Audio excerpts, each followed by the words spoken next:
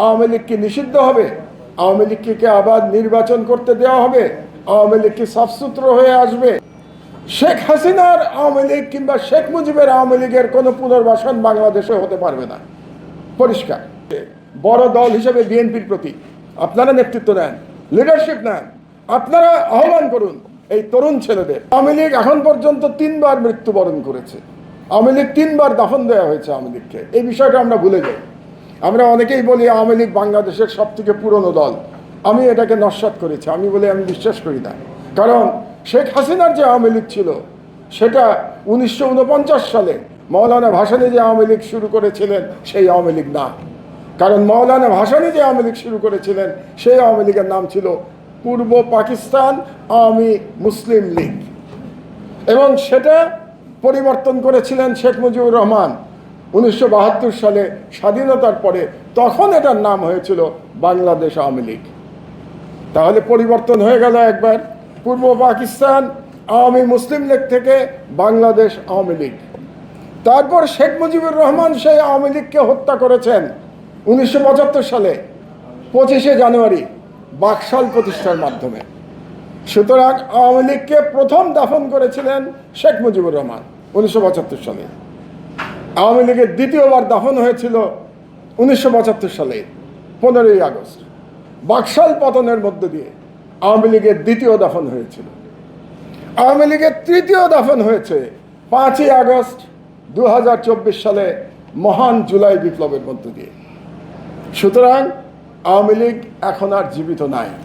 কাজেই আওয়ামী লীগের পুনর্বাসন শব্দটাই ঠিক না, এটা সঠিক শব্দ না। আওয়ামী লীগ তো মৃত। আওয়ামী লীগের আবার পুনর্জন্ম নিতে হবে। আওয়ামী লীগকে যদি আসতে হয় তাকে পুনর্জন্ম নিয়ে আসতে হবে। আওয়ামী লীগ কি নিষিদ্ধ হবে? আওয়ামী লীগকে আবার নির্বাচন করতে দেওয়া হবে? আওয়ামী লীগ কি সাফসুতরো হয়ে আসবে? গতকাল আমি একটা ইন্টারভিউ শুনলাম। ইন্টারভিউটা শুনে আমার খুব ভালো লেগেছে। ইন্টারভিউটা দিয়েছে ফ্যাসিস্ট শেখ হাসিনা, যিনি পালিয়ে আছেন দিল্লিতে, পলাতক শেখ হাসিনা। তার যিনি সর্বশেষ তথ্যমন্ত্রী ছিলেন বোধহয়, আরাফাত, তার একটা ইন্টারভিউ শুনলাম আমি ডয়চে ভেলেতে। সেই ইন্টারভিউ শোনার পরে আমার মনে হয়েছে আওয়ামী লীগের বোধহয় পুনর্জন্মের আর কোনো সম্ভাবনা নাই। আওয়ামী লীগের 99.99% লোক নাকি শেখ হাসিনাকে এখনো তাদের নেতা মনে করে। তো যদি একটা দলের 99.99% লোক একজন খুনি, হত্যাকারী, স্যাডিস্ট, মিথ্যাবাদী, লুটেরা মহিলাকে তাদের নেতা মনে করে, তাহলে বলতে হবে এই দলটার জিনে কোনো প্রবলেম আছে। এবং যেই দলের জিনে প্রবলেম আছে সেই দলের পুনর্জন্মের সম্ভাবনা কমে যায়। তারা তো সিদ্ধান্ত দিয়েই দিয়েছেন যে তারা ডক্টর ইউনূসের অধীনেই নির্বাচনে অংশগ্রহণ করবেন না। তারা তাদের অপকর্মের জন্য বিন্দুমাত্র অনুতপ্ত নয়। তো অনুতাপ না করলে তো আল্লাহ মাফ করেন না। তো যারা অনুতাপ করবে না তাদেরকে মাফ করার আমরা বান্দা কারা? যারা অনুতাপই করছে না তাদেরকে মাফ করার সুযোগটা কোথায়? যে তর্ক চলছে নিষিদ্ধ করা কিংবা নির্বাচনে তাদেরকে বাদ দিয়ে দেয়া, আমি মনে করি এটা খুব যুক্তিসঙ্গত দাবি। কিন্তু আমার একটা কিন্তু আছে। কিন্তুটা হচ্ছে যে এই দাবি তুলছে কেবলমাত্র পরিষ্কারভাবে ছাত্রদের দল এনসিপি, আওয়ামী লীগ এবং আওয়ামী লীগ নিষিদ্ধের দাবি তারা তুলছে পরিষ্কারভাবে।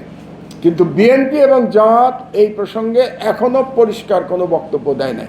একটি পত্রিকার সম্পাদক, বাংলাদেশের একজন বর্ষিয়ান নাগরিক হিসেবে আমার আহ্বান রাজনৈতিক দলের প্রতি, আপনারা একসাথে বসেন, একসাথে বসে আপনারা সিদ্ধান্ত নেন।